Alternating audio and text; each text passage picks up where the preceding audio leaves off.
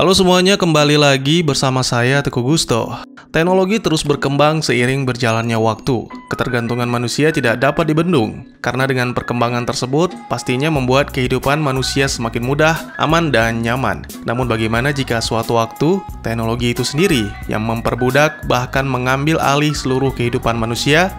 Film berikut berjudul Mother/Android atau Mother Android, sebuah film thriller fiksi ilmiah tahun 2021 yang disutradarai serta ditulis oleh Mason Tomlin. Dengan durasi 1 jam 50 menit, film ini dibintangi oleh Chloe Grace Moretz, Algie Smith, dan Raul Castillo. Baik, daripada berlama-lama, mari kita langsung saja ke ceritanya.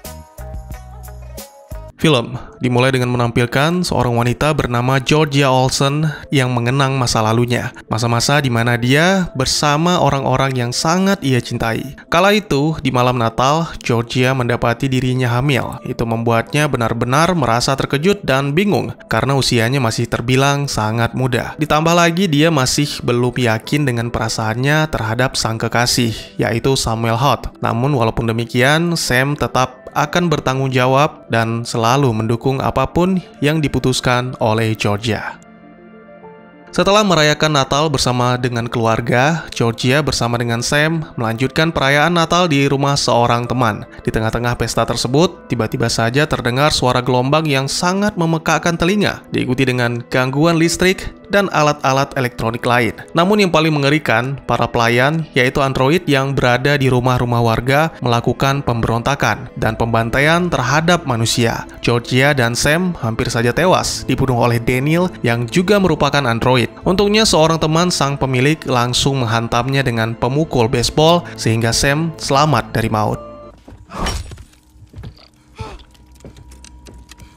Ternyata di luar, kondisi sudah sangat gawat, bahkan semua ponsel tiba-tiba meledak secara misterius hingga menewaskan sahabat Georgia.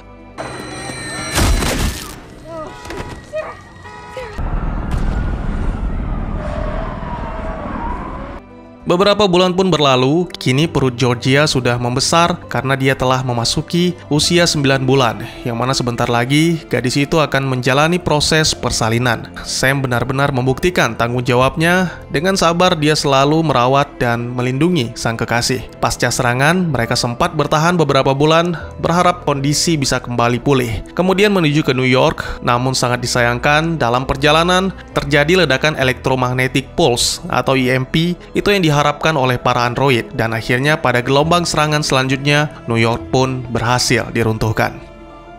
Kini tujuan Sam dan Georgia adalah Boston. Mereka harus menempuh 6 mil dengan berjalan kaki melewati hutan, karena jalanan perkotaan telah dikuasai para android. Beruntung hari itu mereka menemukan sebuah pangkalan militer, penjagaannya cukup ketat dan tegas, bahkan seorang pria yang menggunakan kaki palsu yang berbahan logam langsung ditembak mati.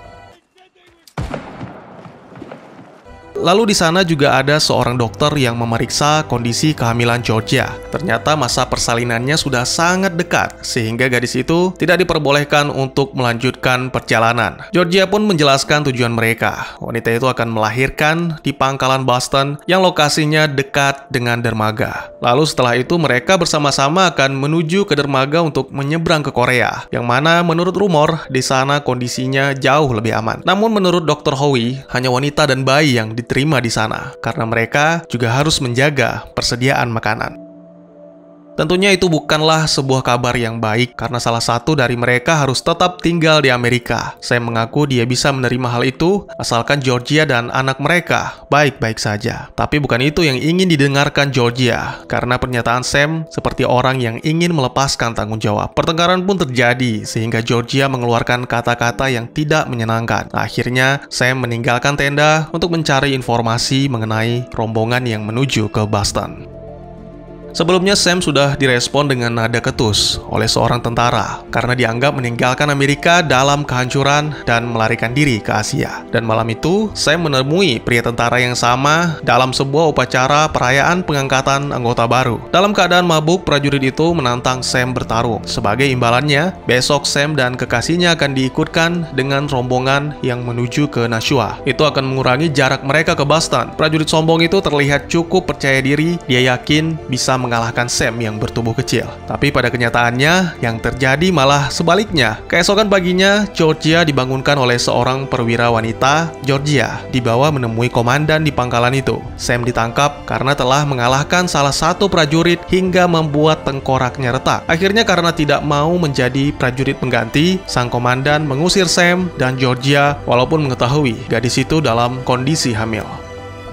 Sebuah keputusan yang sangat tidak manusiawi dari seorang militer yang seharusnya melindungi warga sipil. Tapi bagi Georgia, yang paling menyebalkan adalah tindakan Sam. Georgia benar-benar marah hingga memukul Sam. Namun pria itu masih tetap sabar dan mereka pun kembali melanjutkan perjalanan melewati hujan badai hingga akhirnya menemukan sebuah rumah tak berpenghuni. Itu membuat mereka sangat bersyukur. Di sana Sam menemukan kasur dan sebuah kamera. Sam berniat akan menggunakan sisa foto untuk memotret dirinya bersama dengan Georgia dan Spruce. Ya, pria itu menamai calon bayinya Spruce dan sepertinya Georgia tidak menyukainya.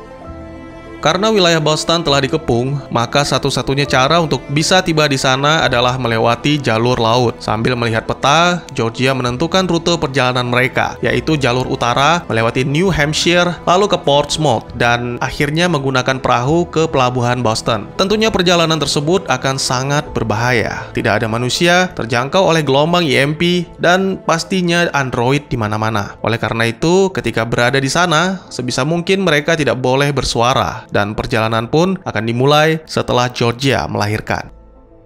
Rencana Georgia membuat Sam merasa sangat khawatir karena Georgia akan melahirkan bayi itu tanpa dokter dan tidak mungkin bisa berjalan secara diam-diam dengan bayi yang terus menangis ketika merasa lapar dan dingin. Akhirnya keesokan paginya, pria itu mencoba memperbaiki sepeda motor yang ditemukannya di gudang. Sam menjelaskan pendapatnya untuk meyakinkan sang kekasih karena dengan menggunakan kendaraan itu dan langsung menuju ke Boston dengan kecepatan tinggi, kemungkinan besar mereka akan tiba di sana pada sore hari. Untungnya Georgia bisa mengerti, dan setelah semuanya siap, mereka pun memulai perjalanan.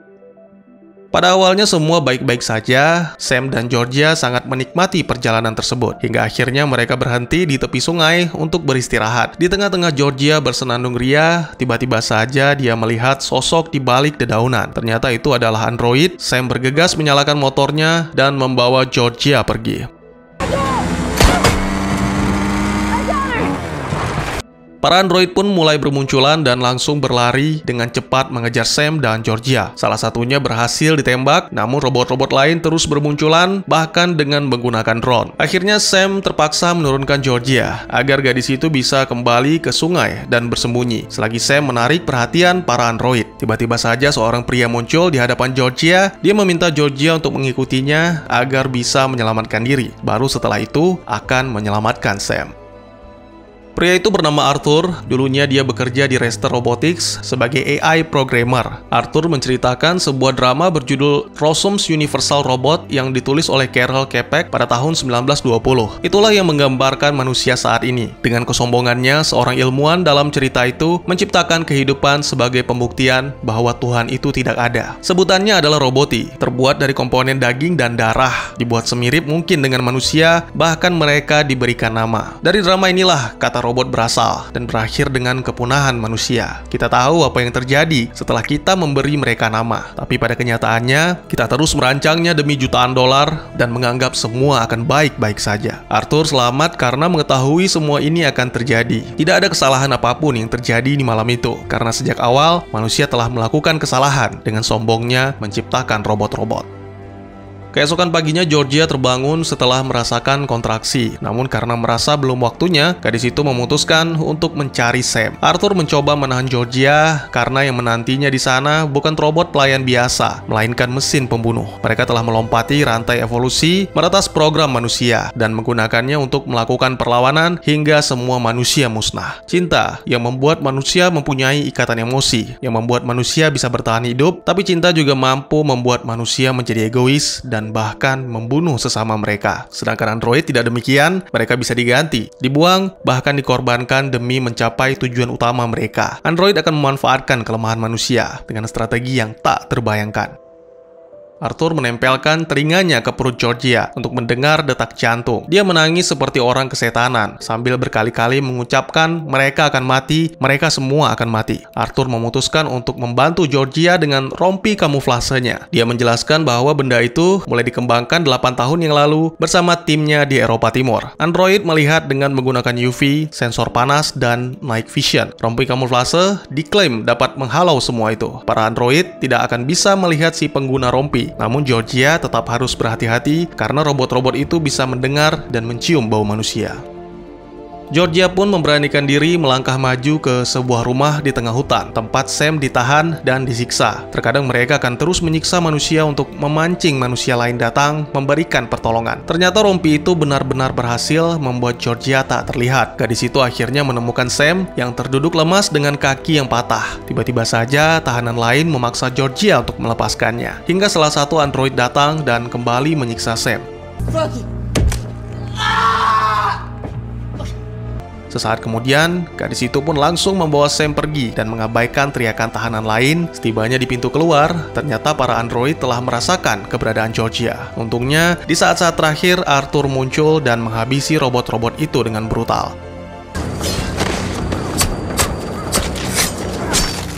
Apa yang dinanti-nantikan oleh Georgia telah tiba. Sayang waktunya tidak tepat, sehingga gadis itu harus melahirkan bayinya di dalam kendaraan Arthur.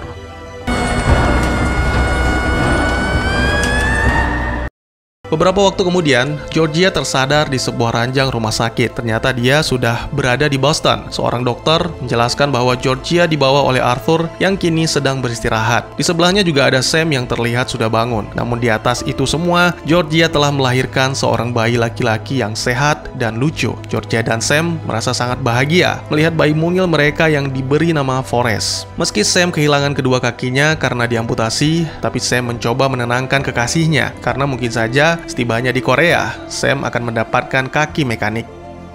Seorang perwakilan dari militer datang untuk memberikan beberapa pertanyaan kepada Georgia menyangkut masalah keamanan. Georgia menjelaskan kisah perjalanannya hingga menyelamatkan sang kekasih dengan rompi kamuflase dari Arthur. Itu membuat pria militer sangat terkejut sekaligus bingung karena alat yang dijelaskan oleh Georgia itu tidak pernah ada. Dan jika memang ada, tentu sudah digunakan oleh para tentara. Georgia pun kembali teringat seluruh perkataan Arthur dan dia menyadari bahwa telah diperdaya oleh Arthur. Tiba-tiba saja terjadi gangguan listrik. Ternyata Boston telah diserang.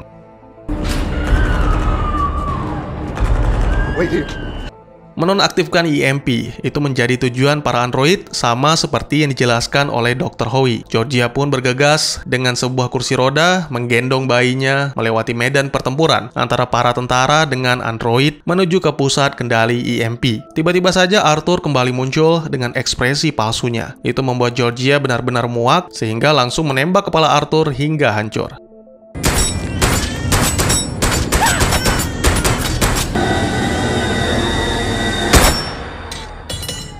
Tak lama kemudian, para android lain pun berdatangan sehingga membuat Georgia terpojok. Dengan sekuat tenaga, dia menahan pintu kawat dan meraih tuas EMP untuk meledakkannya. Seketika para android pun lumpuh, Georgia kembali terbangun di sebelah Sam dan Forrest. Akhirnya sebelum kondisi kembali memburuk, Sam mengajak Georgia untuk meninggalkan tempat itu.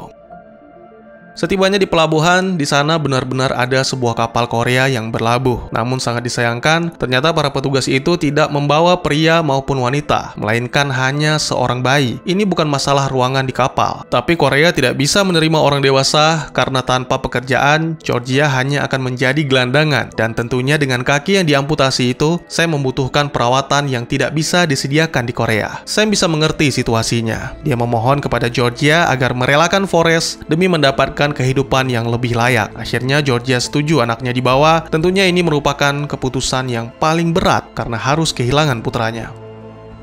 Georgia mengungkapkan isi hatinya lewat tulisan di secari kertas bahwa dia akan melakukan apapun agar anaknya mendapatkan kehidupan yang normal, hidup bersama orang tua di sebuah rumah, mendapatkan pendidikan yang layak di sekolah, dan bermain bersama teman-teman. Itulah kehidupan yang diimpikan semua orang. Georgia tidak bisa memberikan semua itu kepada Forrest. Yang bisa dia berikan adalah kesempatan. kesempatan untuk mendapatkannya dari keluarga baru. Karena kondisi yang semakin berbahaya, para petugas tidak bisa berlama-lama di pelabuhan. Akhirnya Forrest dibawa pergi, seketika tangisan Georgia pecah bersamaan dengan kepergian sang anak.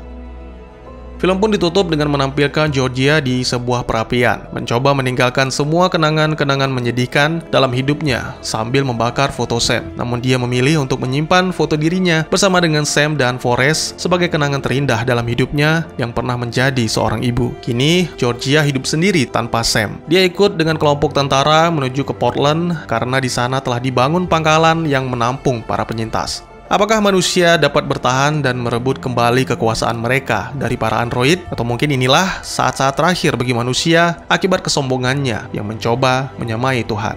Dan tamat. Tidak jauh berbeda dengan Terminator, tapi sangat mirip dengan iRobot. Terlihat saat dalam pesta Natal bersama teman-temannya, sebuah iklan Rester Robotics muncul dengan robot yang menyerupai Sony. Bahkan awal penyebab terjadinya bencana pun mirip dengan sebuah update operating system yang ditawarkan secara spesial di malam Natal. Hanya saja di sini robot-robot yang kita temui sudah berdaging dan memiliki nama layaknya manusia asli. Tidak diketahui siapa yang menyediakan update OS tersebut, tapi mendengar pengakuan Arthur bahwa dia bekerja di Rester Robotics, bukannya tidak mungkin manusia memperkerjakan para android untuk menciptakan android, sehingga timbul kesadaran dari salah satu robot yang memulai semua kekacauan ini. Ya, saya pikir itu bisa menjadi ide untuk film kedua.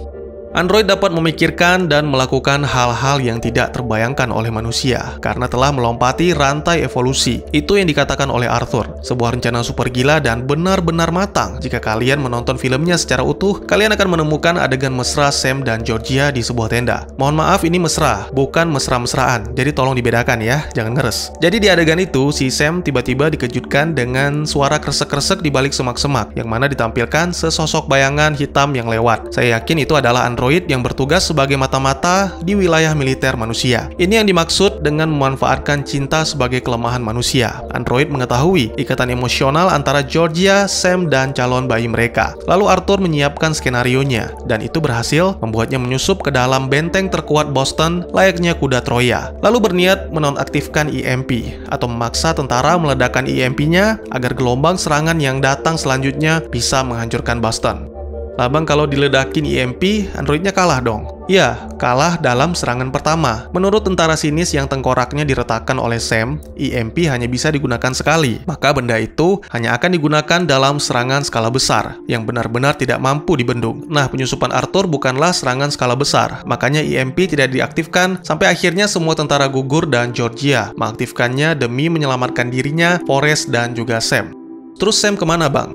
Ya, kemungkinan besar Sam sudah mati. Kisah Georgia di akhir film sepertinya terjadi setelah beberapa bulan sampai setahun setelah Forrest dibawa oleh petugas Korea. Sam yang mengalami luka parah akibat diamputasi, kemungkinan mati ataupun memutuskan mengakhiri hidupnya karena sama sekali tidak mendapatkan perawatan medis dan tidak mau menjadi beban untuk Georgia. Ada hal yang membuat saya kagum sama pemuda yang satu ini, yaitu kejujuran. Sam bahkan tidak menyembunyikan perasaan takutnya sebagai laki-laki. Ada beberapa scene yang menampilkan Sam mengakui perasaan tersebut. Tapi jangan salah, takut bukan berarti pengecut, karena Sam berani menghadapi rintangan apapun, mulai dari tantangan bertarung melawan prajurit sombong, membawa Georgia melewati wilayah demilitarisasi, sampai mengakhiri hidupnya sendiri. Apa pemberontakan android terjadi di seluruh dunia, Bang? Menurut saya iya, seluruh dunia sedang berperang melawan para android yang memberontak. Tapi di Korea, kondisi jauh lebih baik dibandingkan Amerika dan Eropa. Oleh karena itu, mereka menawarkan program inisiatif famili, yaitu membawa bayi-bayi yang lahir di tengah-tengah perang untuk mendapatkan kehidupan yang lebih baik. Lalu pertanyaan saya buat teman-teman, bagaimana dengan kehidupan kita di dunia nyata? Seberapa tergantungnya kalian terhadap teknologi?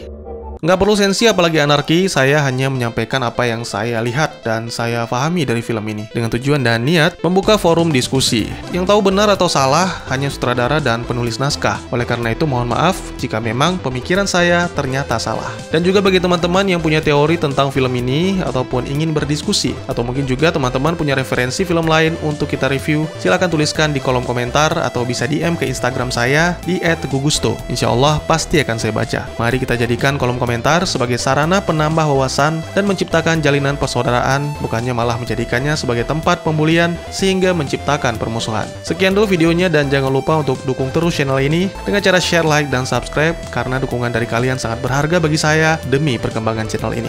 Saya Gusto, sampai jumpa di video selanjutnya. Tetap semangat, tetap bersyukur setiap hari. Dadah!